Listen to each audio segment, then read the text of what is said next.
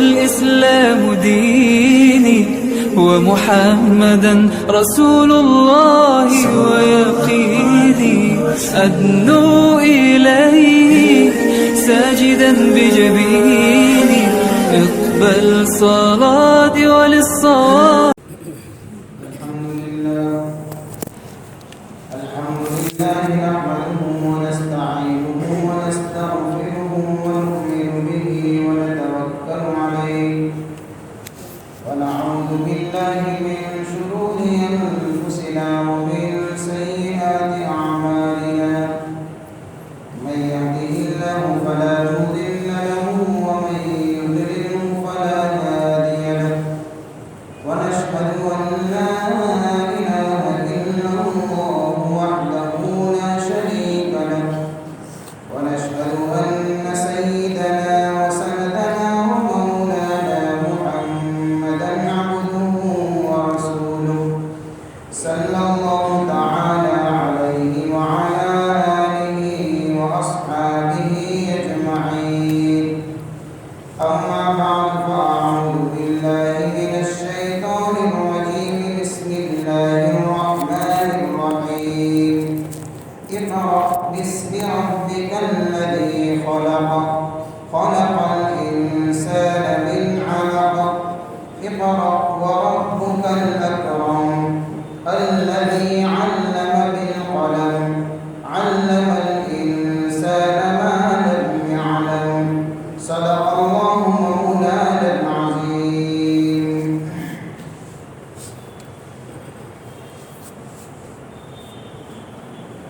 اقرأ باسم ربك الذي خلق. پڑھیے آپ اپنے رب کے نام کی مدد سے. الذی خلق جس نے پیدا کیا. خلق الانسان اس نے انسان کو پیدا کیا. من علق جمے ہوئے خون سے. اقرأ پڑھیے. وربک الاکرم اور آپ کا رب بڑا کریم. الذی علم بالقلم جس نے قلم کے ذریعے سے تعلیم دی. علم الانسان اس نے انسان کو علم دیا. ما لم یعلم اس چیز کا جس کو وہ نہیں جانتا ہے. اس صورت کے متعلق ابتدائی باتیں گزشتہ مجلس میں آ چکی تھی. اس کا شان نزول وغیرہ کہ اللہ کے نبی صلی اللہ علیہ وسلم کے اوپر پہلی وحی کا جو نزول ہوا وہ اسی صورت کی یہی 5 آیتیں ہیں. تو اللہ فرماتے ہیں کہ پڑھیے اپنے رب کے نام کی مدد سے جس نے پیدا کیا. یعنی اللہ تعالیٰ نے ساری کائنات کو بنایا پیدا کیا. وہ خالق ہے وہ مالک ہے. سب کچھ اللہ نے پیدا کیا. تو اللہ فرماتے ہیں کہ جس طریقے سے آپ کے رب نے ہر چیز کو پیدا کیا. اے میرے محبوب آپ تو یہ کہہ رہے ماں انا بقاری میں پڑھا ہوا نہیں ہوں. آپ کا رب آپ کے اندر پڑھنے کی صفت بھی پیدا کرے گا. آپ پڑھیے. اس آیت کے ذریعے سے ایک بات تو یہ پتہ چلی کہ جب بھی قرآن پڑھا جائے تو اس وقت پہلے بسم اللہ پڑھا جائے. اور دوسری آیت سے پتہ چلتا ہے فَإِذَا قَرَأْتَ الْقُرْآنَ فَاسْتَعِذْ بِاللَّهِ مِنَ الشَّيْطَانِ الرَّجِيمِ. جب قرآن پڑھو تو پھر اعوذ باللہ پڑھو. یعنی دونوں آیتوں سے یہ بات سامنے آتی ہے کہ تلاوت قرآن سے پہلے اعوذ باللہ اور بسم اللہ یہ دونوں ذکر کر کے اس کے بعد قرآن کریم کی تلاوت کو شروع کیا جائے. کیوں؟ اس لیے کہ قرآن اللہ کا عظیم کلام ہے. ایسے عظمت والے کلام کو پڑھنے سے پہلے رب پر توکل ضروری ہے اور اللہ کی مدد ضروری ہے. اور بسم اللہ اور اعوذ باللہ کا مقصد ہی یہی ہے کہ جب ان دونوں ذکروں کو پڑھ دیا جائے گا تو اس کا مطلب یہ ہے کہ اس بندے نے کلام الہی کی تلاوت شروع کرنے سے پہلے اللہ پر توکل کا اقرار بھی کیا اور اللہ سے شیطانی دخل اندازی سے مدد بھی مانگی۔ اس لیے تعوذ اور تسمیہ کے ساتھ تلاوت قرآن کو شروع کیا جائے گا۔ دوسرا یہ بھی پتہ چلا کہ جس طریقے سے تلاوت قرآن سے پہلے بسم اللہ ہے، اسی طریقے سے ہر عظیم الشان کام جو بھی شروع کیا جائے اس کام کو بسم اللہ سے شروع کرنا چاہیے۔ یہ ہمیں شریعت کی تعلیم ہے، قرآن کی تعلیم ہے، اور ایک بڑا عجیب و غریب وظیفہ ہے بسم اللہ۔ جب اس کے ذریعے سے بندہ کوئی کام کرتا ہے تو اللہ تعالیٰ اس کام کو اختتام تک کامیابی کے ساتھ پہنچاتا ہے۔ یہ اس کی تاثیر ہے، یہ اس کا اثر ہے۔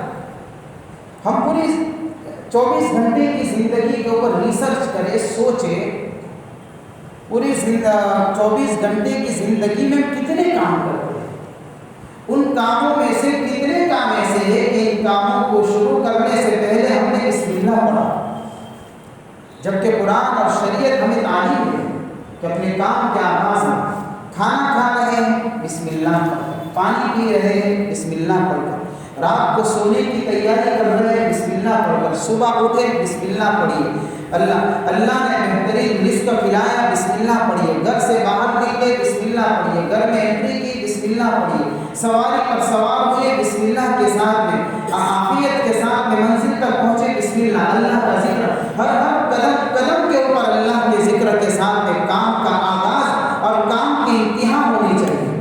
وہ کام ہمیشہ کامیاب ہوتا ہے۔ روایت میں آتا ہے کہ جس کام کو اللہ کے نام کے بغیر شروع کیا جاتا ہے وہ کام انجام کے اعتبار سے ناقص اور ادھورا رہتا ہے، پورا نہیں ہوتا ہے۔ ایک مثال سمجھ لیں، پانی کی پیاس لگی ہو کسی کو بڑی شدت کے ساتھ میں، تو ہم نے فریج میں سے بوتل نکالا، گلاس بھرا، پانی پی لیا، بات ختم ہو گئی، پیاس بجھ گئی، لیکن ہم نے کبھی اس کے بیک گراؤنڈ کے اوپر کبھی غور کیا کہ یہ ایک گلاس پانی جو مجھے ٹھنڈا میسر ہوا ہے سخت گرمی کے اندر، اس کے پیچھے رب کی کیا کہانی ہوئی، کس طریقے سے اللہ نے اس پانی کو میرے گھر تک پہنچایا اور میرے گلاس تک پہنچایا، میرے منہ میں پہنچایا، میرے حلق کے نیچے اتارا۔ اللہ قرآن میں فرماتا ہے وَجَعَلْنَا مِنَ الْمَاءِ كُلَّ شَيْءٍ حَيٍّ، ہر چیز کی زندگی کا دار و مدار یہ پانی کے اوپر ہے۔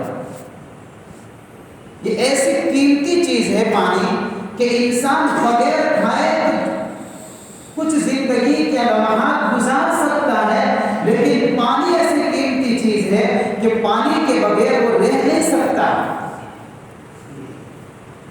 اگر اللہ یہ کہہ دیتا کہ تم کو سمندر تو دے دیا ہے میں نے اور اس کا پانی کھارا ہے، تو ایک کام کرو، جس کو پانی کی ضرورت ہو تو وہ سمندر میں سے پانی لے لے اور فلٹر کر دے۔ اگر اللہ کی طرف سے یہ حکم ہوتا تو کس کا کام ہے کہ سمندر میں سے پانی لے، کتنا لے گا، فلٹر کرے گا، کون کرے گا، کب کرے گا، اور وہ بھی جو سمندر کے قریب رہتے ہیں لیکن جو رہتے ہی نہیں ہے، جن کے اطراف میں سمندر نام کی چیز ہی نہیں ہے، وہ کہاں سے پانی لیں گے؟ اللہ نے اس پانی کو کھارا بنا، یہ بھی خدا کی قدرت۔ سمندر کا پانی کھارا اس لیے ہے کہ ساری گندگی سمندر میں جاتی ہے اور کھارے کی تاثیر ہے کہ اس گندگی کو صاف کرتا ہے۔ تو اگر اللہ یہ کہہ دیتے کہ چلو ایک کام کرو، تم کو پانی پینا ہے، تو کوئی کر نہیں سکتا ہے۔ اللہ نے سہولت دی، کیا سہولت دی کہ اس پانی کو اللہ نے بھاپ بنا کر آسمان پر اٹھایا اور بارش کی شکل میں برسایا۔ برسانے کے بعد اگر اللہ یہ کہہ دیتے کہ بارش آ رہی ہے، جس کو پانی کی ضرورت ہو پورے سال کا اسٹاک کر کے رکھ لو، کون کرتا ہے؟ کس کی طاقت ہے؟ پورے سال کا اسٹاک کیسے کرتا آدمی؟ تو اللہ تعالیٰ نے اور سہولت دیتا ہے کہ اس پانی کو برسائے ایسی جگہ کے اوپر اور ایسے برفیلے علاقوں کے اندر کہ پہاڑوں کے اوپر پانی برس کر برف جم گیا. کہ کولڈ روم ہے پانی کو جمانے کا اللہ کا. یہاں پر اللہ نے پانی کو جمایا برف کی شکل میں. اگر پھر اللہ یہ کہہ دیتے کہ بھئی تم کو پانی کی ضرورت ہے، چلو وہاں سے برف کو لے آؤ اور پگھلا دو، پانی ہو جائے گا، کون کر سکتا؟ اللہ نے سہولت دی کہ گرمی کی تپش کے ذریعے سے اس برف کو پگھلایا، وہاں سے ندی نالوں کو شکل میں پانی کو بہایا. اب یہ پانی ہر جگہ پر پہنچتا ہے، دیہات دیہات میں پہنچتا ہے، علاقے علاقے میں پہنچتا ہے، زمین کے اندر کی رگوں کے اندر پانی اللہ نے پہنچایا. جو پانی سمندر کا پانی کھانا تھا، یہ بھاپ بن کر اٹھا، بارش بن کر برسا، برف کی شکل میں آیا اور تپش کی وجہ سے پگھلا.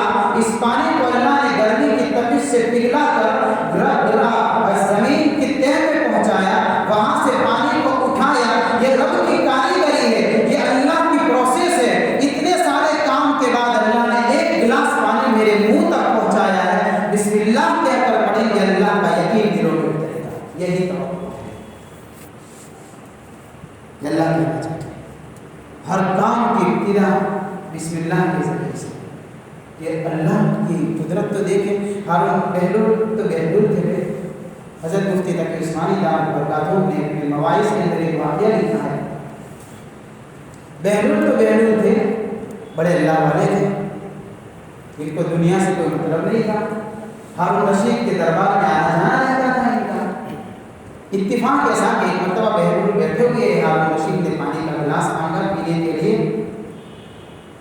ہارون رشید بھی نیک دل کا شخص تھے، تو پانی پینا شروع کر رہے تھے، یعنی منہ کے قریب گلاس لے گئے تو بہلول نے کہا بادشاہ سلامت رک جائے، ایک سوال کرنا ہے. کہ اچھا بہلول پوچھیے کیا سوال ہے؟ کہ سوال یہ ہے کہ یہ پانی ابھی تو آپ کے پاس موجود ہے، لیکن اگر مان لیجیے آپ ایسی جگہ کے اوپر پھنسے، ایسے بیابان میں جا کر کھڑے رہے جہاں پر پانی نام کی کوئی چیز نہیں، آپ کو شدت کی پیاس لگی ہو، جان کے لالے پڑ چکے ہو، آپ کو اپنی جان بچانا ہو، کوئی ایک گلاس پانی لے کر آئے تو آپ اس کے بدلے میں کیا قیمت ادا کریں گے؟ ہارون رشید نے کہا کہ آدھی سلطنت دے دوں گا، لیکن جان بچانے کی ضروری ہے. بہلول کہتے ٹھیک بات ہے، کوئی مسئلہ نہیں، پی جائے گا، بس یہی سوال مجھے کرنا ہے. پانی پی لیا. پھر اس کے بعد بہلول نے کہا کہ بادشاہ سلامت ایک اور سوال کہ ٹھیک ہے کریے. تو بہلول سوال کرتے ہیں کہ ہارون رشید آپ نے جو پانی پیا ہے یہ پانی جسم میں تو چلا گیا، اگر یہ نکلے نہیں اور اس کے علاج کے لیے آپ کیا کریں گے؟ کہ آدھی سلطنت اس کو دے دوں گا، لیکن میں اس تکلیف سے نجات مجھے ہو جائے، ایسے سارے کام کاج کروں گا. بہلول کہنے لگے تیری سلطنت کی قیمت یہی ایک گلاس پانی ہے، آدھی پینے میں چلے گئی، آدھی نکالنے میں چلے گئی. بسم اللہ. یہ تاثیر ہے. کیا تاثیر ہے؟ حضرت خالد بن ولید رضی اللہ تعالیٰ عنہ سے کہا گیا سحر کھاتے ہو؟ کہ کھاتے ہیں. کیسے کھاتے ہیں؟ تو بسم اللہ پڑھ کر کھا لیں. کھا لیا. کیا ہوا؟ بسم اللہ کی طاقت یہ ہے. خالد بن ولید پر زہر نے اثر نہیں کیا ہے. اپنے کاموں کا آغاز بسم اللہ کے ذریعے سے. یہ بڑا عجیب و غریب اللہ نے اس میں فلسفہ چھپایا ہے، بڑی برکتیں اللہ نے رکھی ہے کہ کیا ہوتا ہے محسوس نہیں ہوتا، لیکن اس کی برکتیں ضرور ہوتی ہیں. اس آیت سے پتا چلتا ہے. دوسری بات یہ پتا چلی اس آیت کے ذریعے سے کہ اللہ نے فرمایا پڑھیے اپنے رب کے نام کی مدد سے. رب کا لفظ لا کر اشارہ کیا جا رہا ہے کہ وہ علم اہمیت بھی رکھتا ہے، مفید بھی ہوتا ہے. جس علم کا تعلق رب سے ہو اسی علم کو علم نافع کہا جاتا ہے. وہی علم نافع ہوتا ہے. علم نافع کا مطلب یہ ہے کہ جس علم کے لینے کے بعد بندہ خالق کو پہچانے، انسانیت تک اس کا فیض پہنچے،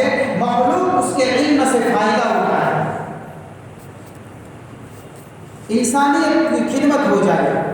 یہ علم نافع. اگر کسی کے پاس یہ علم ہے، یہ رب کا لفظ بتاتا ہے کہ اس کا یہ علم اس کو عزتیں بھی دلائے گا، اللہ کے دربار میں اعلیٰ مقام بھی عطا فرمائے گا. چاہے پھر وہ علم دین کے اعتبار سے ہو یا دنیا کے اعتبار. ایسا نہیں کہ دنیا کے علوم اس میں نہیں آتے، اس تصور کو نکالا جائے. دنیا کے علوم کو اگر اس نیت سے حاصل کیا جائے اور وہ اپنے علم میں رہ کر، اپنے فیلڈ میں رہ کر، اپنے کام کاج کے اندر رہ کر اگر یہ علم اس کو رب سے ملاتا ہے، مخلوق کی خدمت کا ذریعہ بنتا ہے، تو اس کا یہ علم بھی اللہ کے دربار کے اندر بھی اس کو مقام دلائے گا. اس کا یہ علم نافع ہے.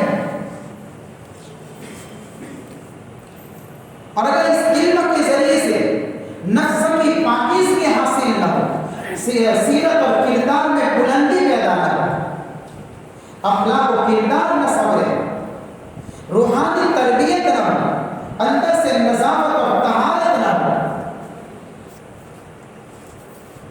وہ علم نہیں ہو سکتا. اس کے ذریعے سے اتنا تو ہو سکتا ہے کہ دنیا تو حاصل ہو جائے گی، لیکن جو مقصد ہے اصل علم کا، اس مقصد تک بندہ نہیں پہنچ سکتا. اس لیے آج ہم نے دیکھا ہوگا بہت سارے لوگ ہیں، علم والے ہیں،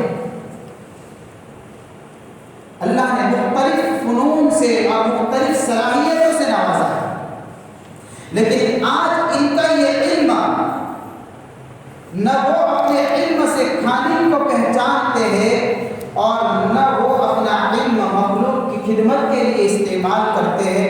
آج علم کا مقصد خود غرضی ہو گیا ہے، اتنا ہی نہیں پیٹ غرضی ہو چکا ہے.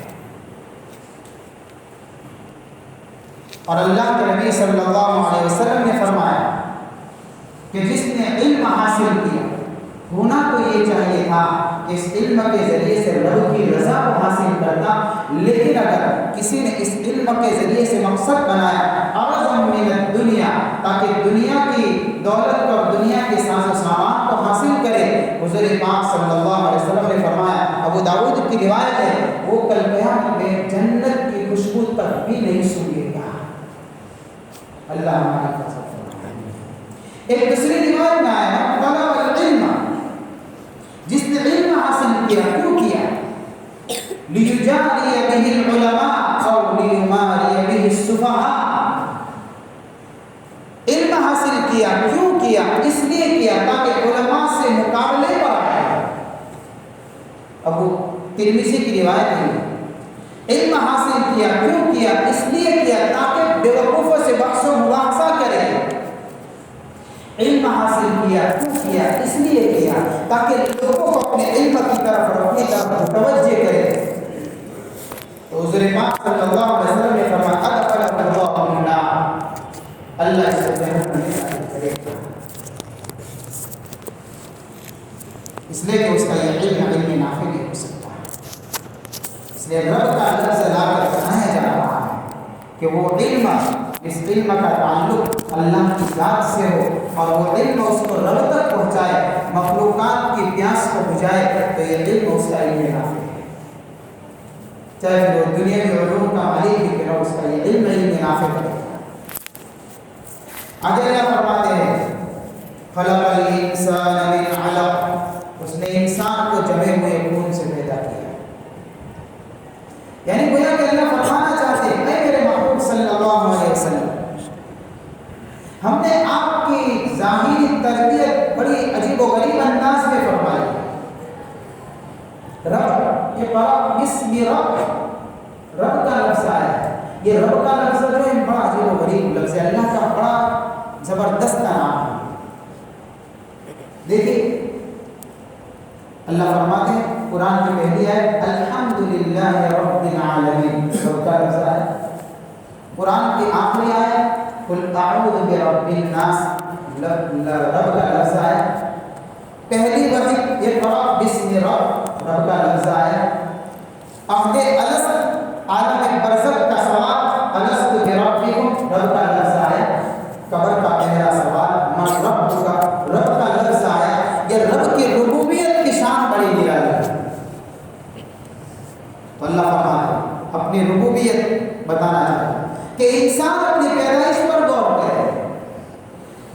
مراحل سے گزار کر اس کو کامل انسان بنایا. مٹی کے ذرات پہ بکھرا پڑا تھا، اس کو غذا کی شکل بدلی، اس غذا کو کھایا گیا، کھانے کے نتیجے میں مادہ بنا، نطفہ بنا، اس کو رحم میں پہنچایا، اس سے جمع ہوا خون بنایا. الگ اسی کو کہتے ہیں، یہ بیچ کا مرحلہ. یہ نطفہ 40 دن کے بعد جمع ہوا خون بنا، یعنی بیچ کے مرحلے کو ذکر فرمایا تاکہ آگے کا مرحلہ بھی آ جائے. اس کے بعد کیا ہوا کہ جمے ہوئے خون کے اندر اللہ نے اپنی کاریگری دکھائی، تو پھر وہ گوشت کی بوٹی جیسا، کلیجی جیسا بنا. پھر اس کے ذریعے سے اللہ نے ہڈی بنائی، اس ہڈی پر اللہ نے گوشت چڑھایا. یہ سارے مراحل ہیں. اس کے اعضا بنائے، تندرست بنایا، صحیح سالم اعضا بنائے، اس میں روح پھونکی، اس کو بہترین انسان بنایا. لقد خلقنا الانسان فی احسن تقویم کہہ کر اس کی شان کو، اس کے حسن کو، اس کی خوبصورتی کو اللہ نے بیان فرمایا. یہ رب کی کاریگری ہے، یہ رب کی ربوبیت ہے. اے میرے محبوب صلی اللہ علیہ وسلم، جس رب نے اس طریقے سے کئی مراحل سے گزر کر ظاہری اعتبار سے بہترین تربیت کا انتظام فرمایا، کیا وہ رب آپ کو باطنی اعتبار سے کیا وہ کمالات سے نہیں نوازے؟ آپ پڑھیے اپنے رب کے نام سے. یہ آپ کا رب ہے جس نے ظاہر میں تربیت دی، وہ باطن کی تربیت بھی کرے گا. وہ آپ کو نبوت سے نوازے گا، وہ اعلیٰ مقام پر پہنچائے گا. اس لیے اللہ فرماتے ہیں اقرأ وربک الاکرم. پڑھیے، آپ کا رب بڑا کریم. یہ اقرأ کا لفظ 2 مرتبہ آیا ہے. مفسرین نے کہا کہ پہلی مرتبہ اس لیے آیا ہے کہ اس کا مطلب یہ ہے کہ جو پڑھے ہوئے نہیں ہیں ان کو کہا جاتا ہے پڑھو، اور دوسری مرتبہ اقرأ کا لفظ ان لوگوں کے لیے آیا ہے کہ جو پڑھے ہوئے ہیں ان کو کہا جاتا ہے اپنے علم کو اور زیادہ پڑھو تاکہ امت تک علم پہنچے. یعنی پہلی مرتبہ کا اقرأ خود کے پڑھنے کے لیے ہے، دوسری مرتبہ کا اقرأ تبلیغ کے لیے ہے، دعوت کے لیے. وربک الاکرم، آپ کا رب بڑا کریم. کریم کس کو کہتے ہیں؟ کریم اس کو کہتے ہیں جو دینے میں اسباب اور وسائل کا محتاج ہے، یہ کریم. کریم اس کو کہتے ہیں جو دینے کے اندر اتنا دے کہ وہ چاہے مستحق ہو کہ نہ ہو، ہر ایک کو اللہ سب کو دے، وہ کریم ہے. تو گویا کہ اللہ فرماتے ہیں اے میرے محبوب، آپ کا رب بڑا کریم ہے. کیسا کریم ہے؟ جب دینے پر آتا ہے وہ ہر کسی کو دے دیتا ہے. جب دینے پر آتا ہے تو اللہ تعالیٰ یعنی کہ کسی بھی انسان کو کسی کے اوپر بھی اپنی کریمی کا ظہور فرماتے ہیں. آپ تو اپنے رب کے لاڈلے ہیں، چہیتے ہیں. اے میرے محبوب پڑھیے، آپ بھی اس کریم کی کرامت کو دیکھیے. بڑا کریم جو آپ کو نوازے گا، جو آپ کو علوم عطا فرمائے گا کہ بڑے بڑے لوگ آپ کے علم کے سامنے عاجز ہو جائیں گے، گھٹنے ٹیک دیں گے. آپ کی فصاحت کو دیکھ کر بڑے بڑے شعراء اور ادبا جو ہوں گے اور اس زمانے کے بڑے بڑے فصاحت کا دعویٰ کرنے والے سارے کے سارے لوگ آپ کے سامنے جھکیں گے. آپ کا رب بڑا کریم. اور ہوا ایسا. غور کریں، حضور پاک صلی اللہ علیہ وسلم کی پیدائش کس جگہ پر ہوئی؟ جس جگہ پر ہوئی وہی مکہ المکرمہ، کہ وہاں پر پڑھنے لکھنے والے لوگ نہیں تھے. بہت کم، یعنی چند ہی گنے چنے لوگ تھے جو لکھنا پڑھنا جانتے تھے، جن کو انگلیوں پر شمار کیا جا سکتا ہے. اتنے ہی لوگ. اللہ نے اپنے محبوب صلی اللہ علیہ وسلم کو ایسے ماحول میں یہ علم دیا تاکہ کوئی دعویٰ نہ کرے کہ کسی اور کا دیا ہوا ہے. یہ رب کی کرامت ہے، یہ اس کریم کی کریمی ہے کہ اللہ نے وہ علم دیا کہ اللہ کے نبی صلی اللہ علیہ وسلم نے فرمایا مجھے اولین آخرین کا علم عطا فرمایا ہے. یہی کریم کی کریمی ہے. آپ کا رب بڑا ہے. سارے لوگوں نے حضور کے علم کے سامنے گھٹنے ٹیکے. اس لیے اللہ فرماتے ہیں الذی علم بالقلم، کہ جس نے انسان کو قلم کے ذریعے سے تعلیم علم دیا. تخلیق کو بیان فرمایا. دنیا کی تخلیق آگے آئے. انسان انسانوں کی تخلیق کو بیان فرمایا، اب انسان کے لیے تعلیم کا حکم دیا جا رہا ہے۔ جس نے قلم کے ذریعے سے علم دیا، علم کا ذریعہ کوئی اپنی زندگی کے اندر اگر علم لانا چاہتا ہے تو اس کا ایک واسطہ، ایک وسیلہ بیچ میں جو ہے وہ قلم ہے۔ لکھنا یہ بہت بڑا فن ہے، یہ قلم بڑی طاقت رکھتا ہے۔ روایتوں میں آتا ہے کہ سب سے پہلے اللہ تعالیٰ نے قلم کو پیدا فرمایا اور یوں کہا لکھ، قلم نے کہا کیا لکھوں؟ وہ سب کچھ لکھ دے جو قیامت تک اور اس کے بعد یہ پوری تقدیر میں۔ سب سے پہلے اللہ نے قلم کو بیان فرمایا اور اللہ نے اس نام کی صورت اتاری تاکہ قلم کی طاقت کو سمجھا جائے۔ نون والقلم وما یسطرون، اس کی قسم کھائی ہے، قسم ہے قلم کی اور ان چیزوں کی جس کو قلم لکھتی ہے۔ یہ قلم ہے، جب قلم کو سچائی کے ساتھ میں چلایا جاتا ہے تو سوئی ہوئی قومیں جاگ جاتی ہے، غلامی کی زنجیریں ٹوٹ جاتی ہے اور بیدار لوگوں کے اندر اور غافل لوگوں کے اندر بیدار مغزی پیدا ہو جاتی ہے۔ جب قلم کو سچائی کے ساتھ میں چلایا جاتا ہے باطل کی طاقت ٹوٹ جاتی ہے۔ قلم کی طاقت تلوار کی طاقت سے زیادہ تیز ہوا کرتی ہے، اس لیے اللہ نے پہلے وحی میں تلوار کا ذکر نہیں فرمایا، قلم کا ذکر فرمایا۔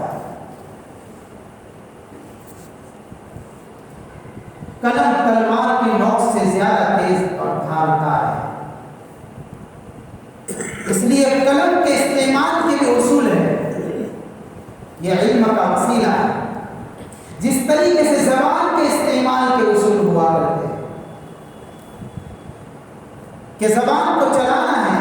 اللہ کے نبی نے فرمایا من کان یؤمن باللہ، جو اللہ پر آخرت پر ایمان رکھتا ہے فلیقل خیرا، اپنی زبان کو نرم رکھے، اچھی اور بھلائی والی بات نکالے۔ یہی بات قلم کے لیے ہے۔ قلم یہ ہاتھ کی زبان ہے، انسان کی زبان اس کے منہ میں ہے، ہاتھ کی زبان قلم ہے۔ جب اس زبان کے استعمال کے لیے حکم ہے کہ جب یہ زبان چلے تو بھلائی کے ساتھ میں چلے، قلم بھی چلے تو حق اور سچائی کے لیے چلائے۔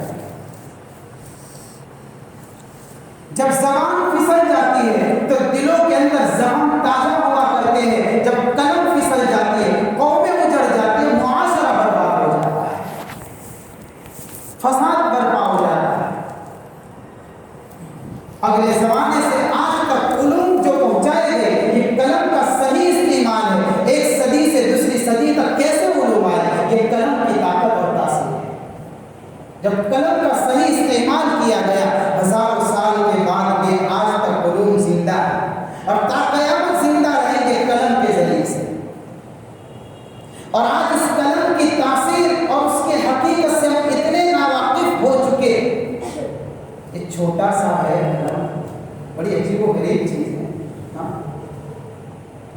کیا آج پڑھنے والے بچوں کے اندر یہ چیز نکل رہی ہے، وہ نکل رہی ہے۔ یہی وجہ ہے کہ علم میں جو یعنی کہ پختگی آنی چاہیے اور اس طریقے سے جو علم سینوں میں اترنا چاہیے، لکھے گا نہیں اترے گا نہیں۔ اس لیے اسکول والوں کو دیکھا ہوگا پہلے دن کے بچے سے پڑھنے کی بکیں نہیں دیتے، لکھنے کی بکیں دیتے، لکھو۔ ہمارے مدرسے میں جب کوئی والی آتے ہیں تو میں والیوں کو کہتا ہوں کہ بھئی آپ کے بچے کی کتاب اگر آپ 2 دن کے بعد دیں گے تو چلے گا، لیکن ہمارے لیے پہلی شرط یہ کہ پارٹی تو پہلے دن چلے گا، اس کے بغیر کام نہیں چلے گا۔ یہ پہلے دن ہم کو تو چاہیے، اس لیے ابھی دلا دیجیے۔ یہ ہے، اس کے ذریعے سے بچے کو اور اس طریقے سے لوگوں میں علوم آتے ہیں۔ الذی علم بالقلم، اللہ نے اس کا ذکر فرمایا ہے۔ اس لیے حضرت ابو قتادہ رضی اللہ تعالیٰ عنہ فرماتے ہیں کہ اگر قلم نہ ہوتا تو لوگوں کے دنیاوی معاملات بھی برباد ہو جاتے، دین بھی باقی نہ رہتا۔ اس لیے کہ قلم وہ سہارا ہے، اس کے ذریعے سے علوم کو باقی رکھا گیا ہے۔ قلم وہ سہارا ہے کہ لوگ اپنے معاملات کو لکھ کر محفوظ رکھتے ہیں۔ بولی ہوئی بات پہ وہ وزن نہیں ہوتا جو لکھی ہوئی بات میں ہوتا ہے۔ بولی ہوئی بات ہوا میں اڑ جاتی ہے، لکھی ہوئی بات باقی رہتی ہے، نقش ہو یہ قلم کی تاثیر. اس لیے جب قلم پھسلتا ہے، زبان پھسلتی ہے، لوگ زخمی ہو جاتے ہیں، قلم پھسلتا ہے، معاشرہ بربادی پر آ جاتا ہے. یہی وجہ ہے آج کی میڈیا میں قلم پھسل گیا، پرنٹ میڈیا کے اندر جھوٹ پر جھوٹ چھپ رہا ہے. یہ پھسلا ہوا قلم ہے جو گواہی دیتا ہے. اب قلم پھسلے گا تو بربادی آئے گی. جنہوں نے اپنے قلم، نوکے قلم کا استعمال صحیح نہیں کیا، ان کی صحافت بھی بیکار ہو گئی. اس لیے اللہ فرماتا ہے الذی علم بالقلم، اللہ کی ذات وہ ذات ہے جس نے انسان کو قلم کے ذریعے سے تعلیم دی. یہ بہت بڑی مؤثر چیز ہے علم لینے کے لیے. آگے اللہ فرماتا ہے علم الانسان ما لم یعلم، اس نے انسان کو وہ چیز سکھائی جس کو وہ جانتا نہیں تھا، جہالت کے اندھیرے میں پڑا ہوا تھا. اللہ نے علم کا نور عطا فرمایا. ما لم یعلم، ایک سوال اس کے بعد میں آیا کہ وضاحت کر دو مختصر کہ اللہ نے فرمایا کہ اللہ نے علم دیا اس چیز کا جس کو وہ جانتا نہیں تھا. تو ظاہر سی بات ہے بندہ اسی چیز کا علم لے گا جس کو وہ جانتا نہیں ہے. تو معلوم یعلم کہنے کی کیا وجہ ہے؟ اس لیے کہ علم تو وہی لے گا جس کو وہ جانتا نہیں ہے. تو خالی اللہ سے بھی بات کو سمجھ میں آتی ہے کہ اللہ نے انسان کو علم دیا. معلوم یعلم کیوں کہا؟ معلوم یعلم اس لیے کہا تاکہ بتایا جائے کہ اللہ علم دینے میں واسطوں کا محتاج نہیں ہے. جیسے اگلی آیت میں اللہ نے فرمایا کہ اگر اللہ چاہے تو قلم کے ذریعے سے علم دیتا ہے، اسی طریقے سے اس آیت میں یہ بتایا جاتا ہے اللہ چاہے تو بغیر واسطے کے سیدھا علم دیتا ہے. انبیاء کا علم وہی ہوتا ہے جو بذریعہ وحی دیا جاتا ہے. اس لیے ہم دیکھتے ہیں اور یہ علم اللہ انبیاء کو عطا فرماتا ہے اور اپنے مخصوص خاص اولیاء اللہ کو عطا فرماتا ہے جس کو ہم دوسرا نام دے سکتے ہیں علم لدنی. یہ سیدھا دل و برو کرتا ہے، یہ اللہ اتارتا ہے. تو گویا کہ یہ کہہ کر بتایا جاتا ہے کہ اللہ بغیر واسطوں کے اپنی طرف سے بھی اللہ علم عطا فرماتا ہے. چھوٹا بچہ ہوتا ہے، دنیا میں آتا ہے، بے شعور ہوتا ہے، سمجھتا نہیں ہے، کچھ پتہ نہیں ہے، اللہ اس کو بھی کچھ علم لے کر بھیجتا ہے. قرآن میں فرمایا واللہ اخرجکم من بطون امہاتکم لا تعلمون شیئا، جس وقت اللہ نے تم کو تمہاری ماں کے پیٹوں سے نکالا تھا کچھ نہیں جانتے تھے. یہ بچہ دنیا میں آیا بغیر شعور کے ہوتا ہے، جانتا ہے، لیکن اللہ نے اس کو بھی کچھ علم دیا. کیا دیا؟ رونے کا علم دیا. یہ خط و کتابت اور قلم سے نہیں حاصل ہوتا، سیدھا ہے. اس لیے کہ رونے کی ٹریننگ کوئی بولنے سے نہیں دی جائے گی کہ بھائی کیسے روئے کیسے کو، یہ اللہ نے سیدھا دیا. چوسنے کا علم دیا. یہ علم قلم کے واسطے سے نہیں، اللہ نے سیدھا دیا. تو اللہ بتا رہے ہیں کہ اللہ علم دینے کے لیے واسطوں کا محتاج نہیں ہے. اللہ اسی طریقے سے علم دیتا ہے بغیر واسطوں کے. یہی وہ بچہ ہے اس کو یہ دو چیزیں دے کر اللہ نے بھیجا. یہی دو چیزیں اس کی تربیت اور اس کی یعنی کہ جسمانی نشو و نما کی ذریعہ بنتی ہے. اور اس کو اللہ نے رونے کا بھی علم دیا، چوسنے کا بھی علم دیا تاکہ اپنے خوراک کو اور اپنے رزق کو ماں کے چھاتی سے جب اس کے منہ کو لگایا جائے گلے کے نیچے اتارے. تکلیف ہوئے تو رو کر اپنی تکلیف کا اظہار کرے. ہر خلاصہ یہ ہوا کہ یہ اللہ نے ان آیتوں کے اندر تخلیق عالم، دنیا کی تخلیق انسانیت، انسانوں کی تخلیق بیان فرمانے کے بعد تعلیم کا ذکر فرمایا کہ اگر کوئی انسان کو عزت اور شرافت کے مقام تک کوئی چیز پہنچا سکتی ہے، اس میں کوئی اعلیٰ مقام کوئی چیز اس کو مل سکتا ہے تو وہی یہی چیز ہے. ایسا علم حاصل کیا جائے اور اس طریقے سے ان نیتوں سے علم حاصل کیا جائے جس علم سے یہ خود بھی رب تک پہنچائے اور بٹھی ہوئی انسانیت کے لیے اس کا یہ علم نفع دینے والا بنے، نفع پہنچانے والا بنے. اللہ تعالیٰ ہمیں صحیح سمجھ عطا فرمائے. وآخر دعوانا الحمد للہ رب العالمین.